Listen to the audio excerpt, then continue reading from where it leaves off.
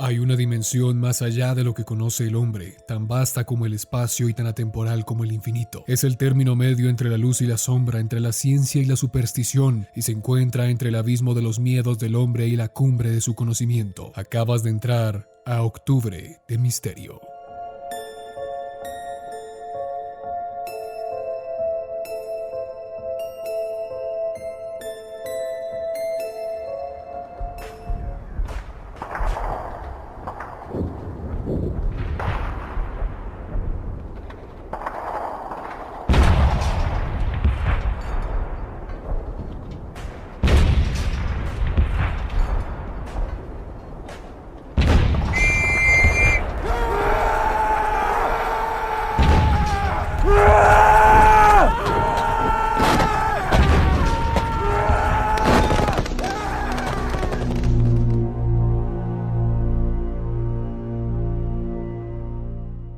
El Naraka para los budistas, el Seol judío, el Hades de los antiguos griegos, Mictlán para los aztecas, Yanaham para los musulmanes, o como lo conocemos en esta parte del mundo cristiano, el infierno.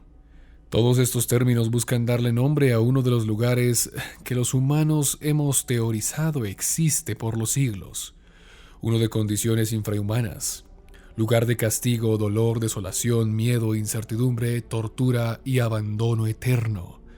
Las descripciones de estos lugares de castigo eterno normalmente suelen ser cuanto menos aterradoras. En estos sitios las torturas más aberrantes están destinadas para aquellos que han sido malvados durante su paso en la Tierra, aquellas escorias humanas que han pasado por este planeta. Y aunque lo que nos dicen las distintas creencias es que el castigo eterno luego de la muerte es posible, ¿podríamos encontrar algo similar en la vida? ¿En nuestro plano de existencia? La respuesta es sí. Bueno, depende de quién lo vea. Puede ser algo más llevadero o incluso peor. Y estoy hablando de la guerra. Los conflictos bélicos en los que nos transamos los seres humanos resultan ser un completo infierno para todos aquellos que se ven inmersos en ella.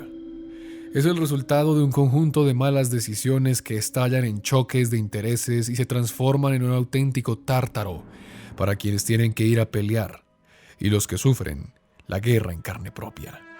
Y digo que podría ser peor que el castigo eterno después de la muerte, porque después de todo uno podría argumentar que en cierto punto de vista moral, siguiendo las normas de cada creencia, las personas que llegan al Hades, al infierno, al Seol, al inframundo, de una u otra forma se lo merecen, por haber sido malvados. Pero los desventurados que van a la guerra, los que deben ingresar a ese infierno, normalmente no son merecedores de soportar o morir por culpa de los horrores a los que deben enfrentarse. Y si hubo una guerra que lo cambió todo, que nos mostró cómo la humanidad es capaz de hacer en nombre de causa bélica lo que sea, fue la Primera Guerra Mundial. Una guerra ante todo miserable, una para la que no estaba preparada ningún país o individuo. La Gran Guerra se cobró, según cifras oficiales, alrededor de 10 millones de vidas, una cantidad no menor y menos para la época. Ninguna otra confrontación hasta el momento logró semejante cosa. La enfermedad, las nuevas armas mortíferas y el horror de las trincheras sería la causa de muerte de muchos soldados y civiles que se involucraron en ella. Por eso, hoy hablaremos de los horrores a los cuales tuvieron que enfrentarse millones de personas en una guerra que, para muchos historiadores, no sirvió para nada. Estamos en Octubre de Misterio, y hoy quiero asustarlos con un terror de la vida real, aquel que a veces supera la ficción, aquel que ha inspirado pesadillas y terrores nocturnos a millones de personas. Ni siquiera el mismísimo Dante Alighieri, escritor de la Divina Comedia e imaginador de un sinnúmero de horrores al describir los círculos del infierno, siglos atrás, pudiera haberse imaginado de los horrores que vivieron los hombres y mujeres en las trincheras de principios del siglo XX. Por lo tanto, hoy visitaremos los horrores de la Primera Guerra Mundial.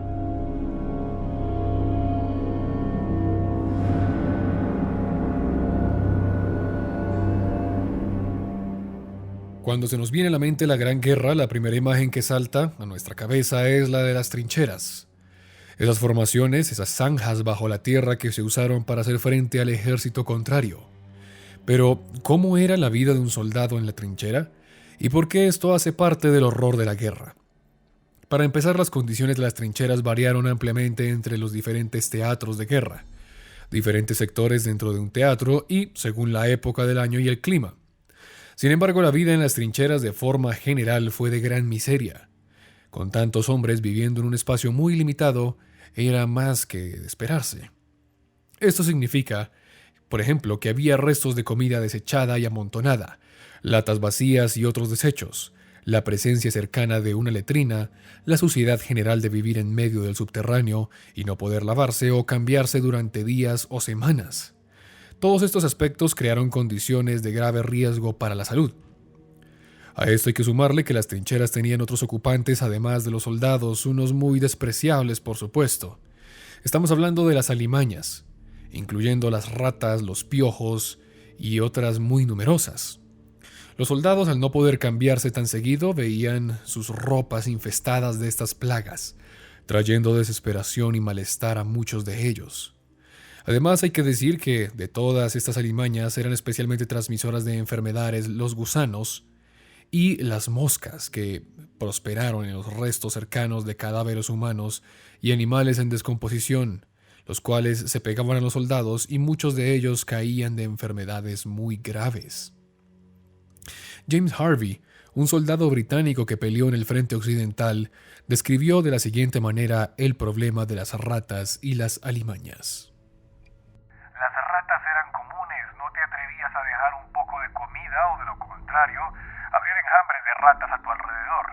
También abundaban de forma espantosa en medio de los cadáveres que se quedaban alrededor de la trinchera, atraídas por el olor nauseabundo de la descomposición. En una ocasión recuerdo que cogimos una bayoneta y se la clavamos a una rata. No hace falta decir que salimos de ese lugar de inmediato, porque había miles de ratas, debieron haber sido millones. No podía contarlas, de hecho no me detuve a contarlas. No importaba en qué parte de la línea de la trinchera estuvieses, siempre había ratas. En otra ocasión, uno de nuestros hombres que estaba dormido fue mordido en la frente por uno de estos animales. Oh sí, tuvo que ir a un hospital especial después de eso. Estas condiciones sanitarias deplorables y miserables dieron paso, como ya dije, a varias enfermedades que se presentaban en casi todas las trincheras en ambos bandos. La primera y más conocida fue la fiebre de trinchera. La causante de esta fiebre, que duraba aproximadamente 5 días, es la bacteria llamada Bartonella quintana, y su incubación puede ser entre esos días o 2 semanas tras la infección. La transmisión puede suceder cuando una herida se contamina con heces de piojo. Además de la fiebre, otros síntomas son cefaleas, dolores de cabeza obviamente, dolor al mover los ojos, digamos en la espalda, las piernas, una sensación exagerada de estímulos táctiles, lo que le conocemos como la hiperestesia. Y en la cara, pues también varias deformaciones, incluso en las piernas. En la actualidad hay que decir que un tratamiento de estos puede durar 7 días, 10 días con antibióticos y es suficiente pues para deshacerse de esta. Pero estamos hablando de una época en la que era un reto mantener a un soldado vivo que contrajera esta enfermedad, sobre todo en las condiciones sanitarias en las que ya acabamos de mencionar. Otra de estas enfermedades relacionadas con la mala higiene fue la temible boca de trinchera, una infección grave causada por las bacterias que tenemos de forma natural en la boca. Diferentes factores además pueden aumentar el riesgo de padecerla, como el estrés, la mala higiene bucal, fumar o mascar tabaco, beber alcohol o incluso tener un sistema inmunológico débil. Entre los síntomas de la boca de trinchera se encuentran llagas dolorosas entre los dientes, frecuentemente con una capa gris de encima, sangrado en las encías, dolor al hablar, comer, tragar, fiebre, cansancio, exceso de salivación, mal aliento, un sabor a metal en la boca y en ocasiones también se pueden inflamar los ganglios del cuello. A las malas condiciones de higiene hay que sumarle las condiciones climáticas que para nada eran favorables. Las tropas de las trincheras estaban también normalmente a la intemperie. En el invierno, entre el 16 y el 17, por ejemplo, en Francia y Flandes, fue el más frío que se recuerde. y las trincheras se inundaban con la humedad. A veces el agua de la lluvia les llegaba a los soldados hasta las cinturas, las 24 horas del día, los 7 días de la semana. Los hombres sufrían de exposición, algunos se congelaban y sobre todo sufrían de pie de trinchera, una enfermedad debilitante de la carne causada por el pie mojado y frío que constriñe en botas, por supuesto, y después de muchos días después pueden llegar a paralizar a una persona. Y muchas de estas enfermedades provocadas, pues realmente eran terribles y muy rara vez se podía vivir de esa manera después de que se trataban. De hecho, The Whisper Times, un periódico informal que se pasaba entre las trincheras, en alguna ocasión tituló lo siguiente: "El infierno no está hecho de fuego. Eso sería lo último de sufrimiento. El infierno realmente está hecho del inmundo barro, el fango". Y esta descripción no es cuanto menos exagerada. En el verano del tercer año de la Gran Guerra, la desaparición humana se había convertido en un enemigo común. Y no propiamente porque los soldados del otro bando los abdujeran, no. La batalla de Ypres, que se conoce más comúnmente como Passchendaele, la tercera batalla del Ypres, fue un horror experimentado en condiciones bastante sucias. Muchos de los soldados exhaustos ya no pensaban en el enemigo, que vestía un uniforme contrario, sino en el barro profundo y devorador que les aterraba. Un hombre herido podía llegar a temer la muerte por ahogamiento, un terror mayor que el de los obuses que caían cerca de las trincheras. Fue común durante la batalla de Passchendaele y muchas otras, pero sobre todo en esta, que muchos soldados se ahogaran y se perdieran para siempre en el lodo cenagoso. No se les volvía a ver. Podían morir nadando en medio del lodo. Y esto es solo el principio de los horrores, porque aunque parezca gran cosa, aún había otro pequeñísimo detalle que tenían que pensar, y era en el conflicto, la guerra, en el que estaban inmersos.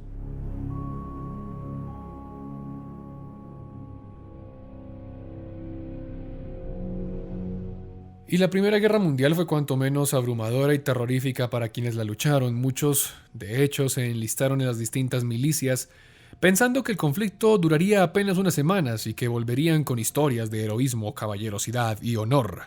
¡Ulala! A eso estaban acostumbrados en las guerras anteriores.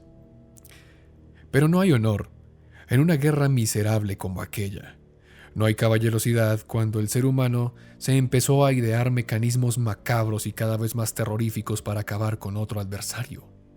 Y sobre todo en una guerra para la cual no estaban preparados la mayoría de la población, la humanidad no estaba preparada para esa guerra, pues suponía una máquina de muerte tecnológica bastante aterradora. Estaban tan poco preparados para un conflicto moderno que las primeras batallas eran entre franceses y alemanes, y los francos utilizaron pantalones de color rojo para la batalla, distintivos por supuesto por mucho tiempo por los húsares en aquella época, durante la Armada Real, durante la Armada del Imperio también. Pero estos pantalones rojos y pomposos frente al, digamos, camuflaje alemán eran obviamente visibles y le causaron la muerte a muchos franceses al ser fácilmente identificados. Y es que pensemos que esta gente estaba acostumbrada a otro tipo de guerra. Una guerra más elegante, una guerra con ciertos códigos. Aquí tuvieron que dejar todo eso a un lado, la caballerosidad y el honor, porque aquí era un todos contra todos, una guerra bastante miserable, donde no hubo prácticamente guerras. De hecho, el exministro de Guerra francés, Monsieur Etienne, diría en una audiencia del Parlamento en la que se empezó a discutir si se debía retirar el uso de estas prendas llamativas en el ejército francés. Bueno, este exministro de Guerra respondió a eso lo siguiente: nunca, el pantalón rojo es el alma de Francia y no se puede retirar. Creo que no lo entendió muy bien.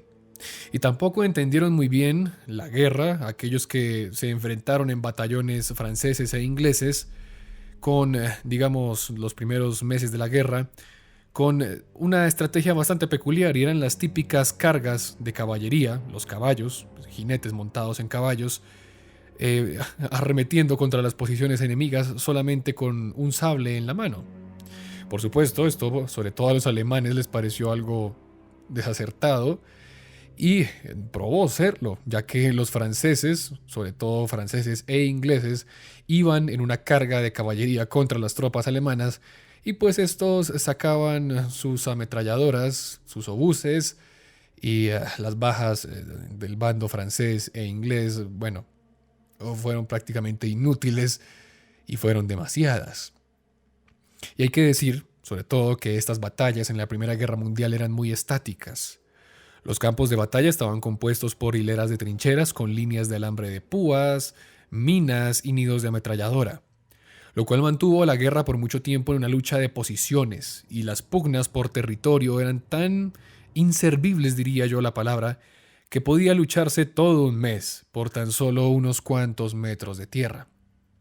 Y esto no lo estoy exagerando, y tampoco sería un problema de no ser porque estamos hablando de cientos de miles de millones de vidas humanas que se perdieron en la tierra de nadie luchando por unos metros de posición. Tan solo en el primer día de la batalla del Somme, aquel nefasto 1 de julio de 1916, entre alemanes e ingleses se habían perdido más de 70.000 hombres. Solo el primer día. Al final de esta campaña, la campaña del Somme, habría más de 1 millón de jóvenes muertos.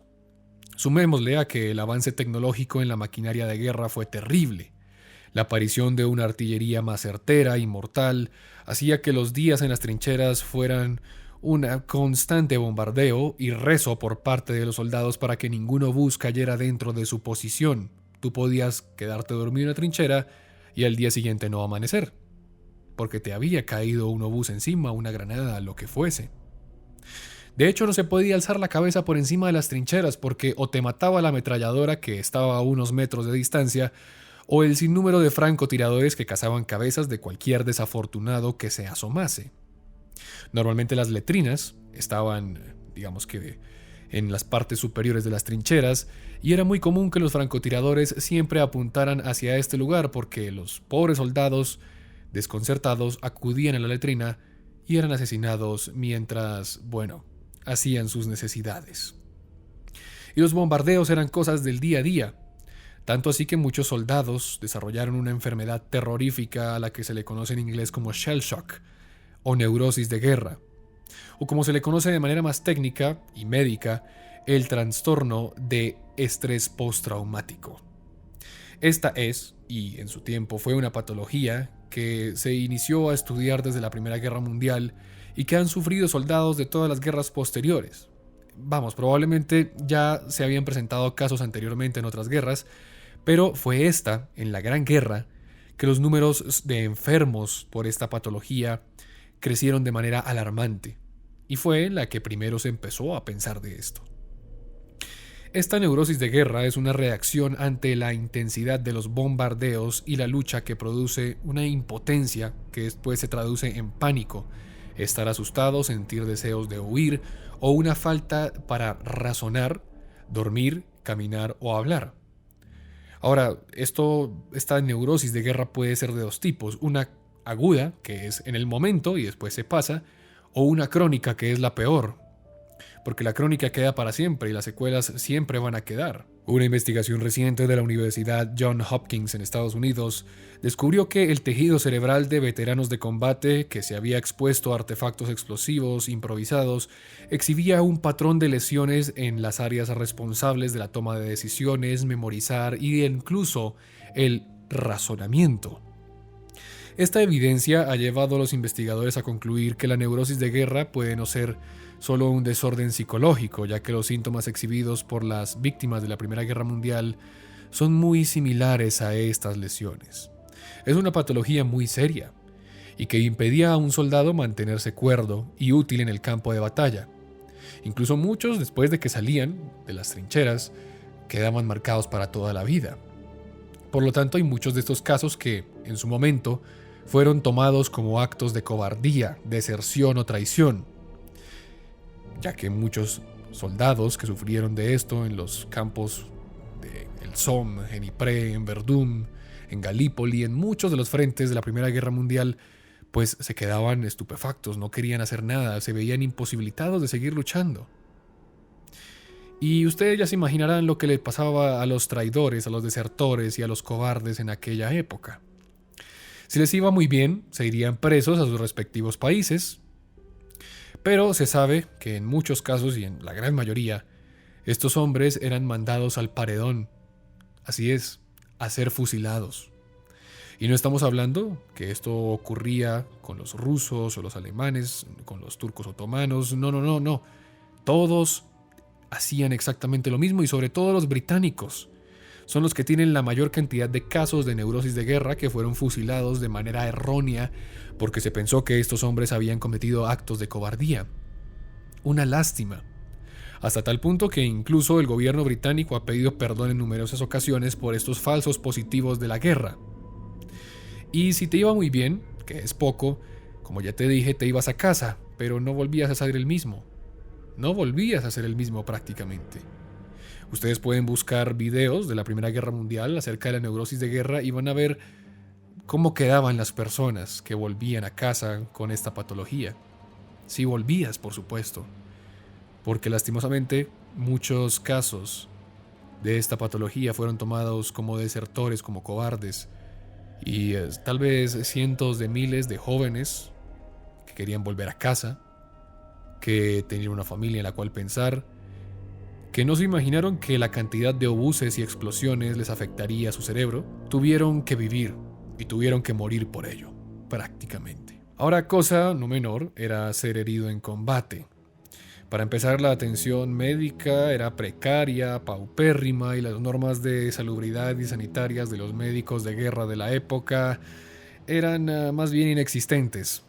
Basta con buscar imágenes de un hospital de campaña de la Primera Guerra Mundial y, dejan mucho que desear. A veces era más común morir en un hospital de campaña por alguna infección, por gangrena, cólera, cualquier otra cosa, que incluso en el mismísimo campo de batalla. Y si por alguna razón uno de tus miembros se veía comprometido, había que amputarlo. Y ni de hablar de aquellos desafortunados cuyos rostros quedaban desfigurados por las explosiones de los obuses, los morteros, las granadas e incluso los impactos de balas de alto calibre. La escultora estadounidense Anna Coleman y el escultor británico Francis Wood se volvieron pioneros en una nueva técnica llamada la cirugía plástica.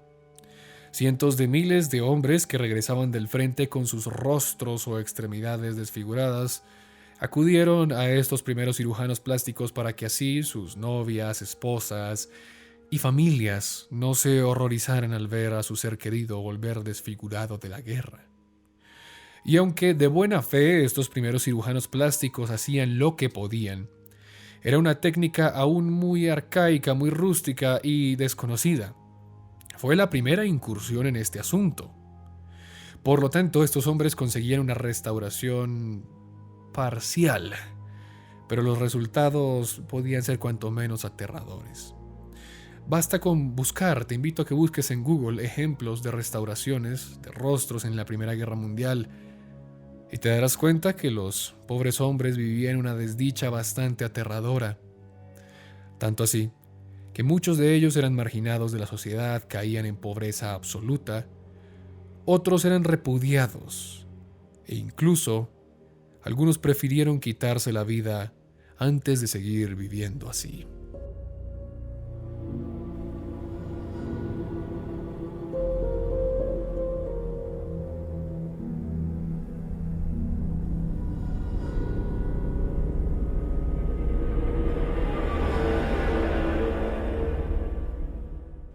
Hay muchos otros horrores de la Primera Guerra Mundial, como la aparición de los tanques, cuando aparecieron por primera vez en la batalla del Somme. Hay numerosos, testimonios de personas, alemanes, británicos, que se aterrorizaron al ver por primera vez un tanque en la mitad de un campo de batalla. Pero eso es un tema para otro podcast, porque el tanque en sí es una historia bastante apasionante. Finalmente, la Primera Guerra Mundial nos mostraría otro lado miserable de nuestra historia bélica. Y estoy hablando de la guerra química y biológica, la cual para el momento no estaba reglamentada, o por lo menos no del todo. Ya en el siglo XIX, los países que pelearon esta guerra se habían reunido y habían dicho que nunca iban a utilizar algo así, Pero ya sabemos que en esta guerra se rompieron muchos acuerdos de caballería, de honor e incluso acuerdos humanos, algo terrible. Y es que los seres humanos de hace más de 100 años que tuvieron que vivir los horrores y la aberración de la guerra química en carne propia, no fueron pocos. Y hay que decir que muchos sufrieron de esto. Estoy hablando de soldados y civiles inocentes que nada tenían que ver.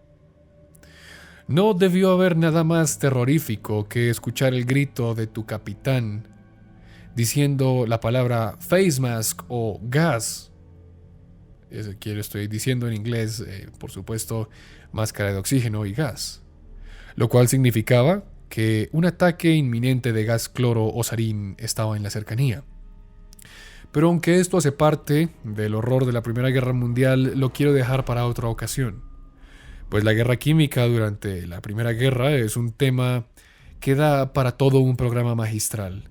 Sin embargo, quería mencionarlo pues es cuanto menos aterrador y definió bastante la Primera Guerra Mundial. Al final, la guerra a veces supera la más hórrida de las descripciones del Hades. Y lo peor es que ninguno de los que va a pelearlas son merecedores de semejante cosa. Millones de hombres se enlistaron en todos los bandos para pelear esta gran guerra. Creían que les traería honor y unas cuantas buenas anécdotas para una tarde de copas con los amigos. Pero la realidad es que nunca se imaginaron que estarían a punto de vivir la guerra que cambiaría todas las demás. La guerra que trajo el combate moderno y las máquinas de matar más temibles. Una guerra para la que el mundo no estaba preparado. Y le tocó adaptarse en el camino.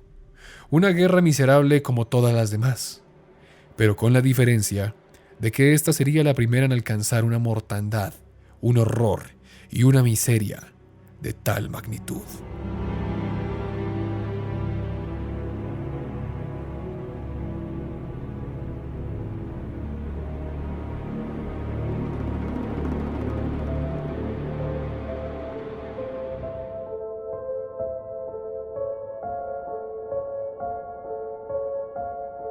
Y así concluimos el episodio del día de hoy, hablando acerca de los horrores de la Primera Guerra Mundial, un tema que quería traer desde hace tiempo, pero qué mejor momento para traerlo que en octubre de misterio. Vamos a leer en los comentarios del episodio anterior, el episodio acerca de los grandes mentirosos, embaucadores y grandes fraudes de la historia. Jesús Olivas, un poco, digamos que turbado, un poco molesto, nos dice lo siguiente. No sé qué es más descarado, que te cuenten que te habían estafado y que se lleven su mentira hasta la muerte, o que te digan en la cara sin que puedas hacer nada. En estas épocas casi la mayoría de la gente se creyó muchas de las mentiras de estas personas que aparecen en tu video. Entiendo que mucha gente en esa época pensaba diferente que la actual, pero en serio, esas personas les hicieron la cara de tonto a muchas otras, que les creyeron de verdad, y fue tanto que no creyeron cuando un profesional les dijo que era una mentira. Dios, me enfada mucho que las personas como estas se salgan con la suya. Y lo digo a forma personal porque no hace más de un año, entre comillas, un banco estafó de manera descarada a mi abuelo y tuvimos muchos problemas para recuperar el dinero que perdió mi abuelo por personas como estas. Lastimosamente, Jesús Olivas, embaucadores, mentirosos, estafadores, siempre va a haber, no solamente en la historia del misterio, sino en la historia en general. Y lamento mucho lo de tu abuelo, pero recuerda que los que obramos bien, terminamos bien, y las personas que hacen este tipo de cosas normalmente no terminan tan bien. La Caverna del Coso nos dice: gracias por el dato de estos fraudes. Sabía sobre el gigante de Cardiff, pero no sabía nada del origen del espiritismo. Pensé que se formó en Europa o Asia. Pero bueno, estuvo bueno el video y esperemos hablar en un café Nostromo sobre los misterios del espacio y teorizar si hubo otra civilización y demás cosas. Un saludo y cuídate con las ánimas del terror. Bueno, claro, lo de los misterios del espacio es un tema que quiero hacer. No sé si alcance a caber en este octubre de misterio. Puede ser, me alegra y me llama mucho la atención la idea. Y si me cuido con las ánimas, bueno, por supuesto, también es algo de lo que hay que cuidarse durante todo este mes de octubre. Antónico González nos dice: ¿será que, como los mitos, esas estafas y fraudes han hecho que muchas de las cosas paranormales se hagan reales? Lo dejo a su conciencia, sobre todo esta noche, cuando te vayas a dormir, dijo Dross. Es broma. Sí, hay una teoría que abarca eso, ¿no, Antónico? Y es la teoría como de la conciencia colectiva y un poco de misticismo con lo que hablan, digamos, los monjes del Tíbet, incluso del taoísmo, acerca de lo que llamamos un tulpa, ¿no? Pero bueno, esto hay que cogerlo con pinzas, no es algo que esté comprobado científicamente, pero es una teoría cuanto menos inquietante, sobre todo para escuchar a estas horas de la noche en las que estoy grabando el video, uh, en medio de octubre de misterio. Por ahora, yo simplemente les digo que se suscriban a nuestras redes sociales. En Instagram aparecemos como @nostromocast y en Facebook como A Bordo del Nostromo. El domingo pasado tuvimos un programa muy especial de Café Nostromo con mi amigo Samuel García acerca de misterios del internet. Vayan a verlo, quedó muy chévere. E incluso, dada la situación de que estuvimos hablando de misterio del internet, se nos cayó la señal varias veces. Así que otra anécdota interesante. Y esperen, porque este domingo vamos a tener una invitada que ya estuvo en el canal y vamos a estar hablando con un tema relacionado con la música. Ahí se los voy a dejar. Una amiga, y estaremos hablando acerca de música. Obviamente, de historia y música. Mientras tanto, yo me despido. Soy Juan Manuel Correa y nos vemos en una próxima oportunidad. Aquí, a bordo del Nostromo.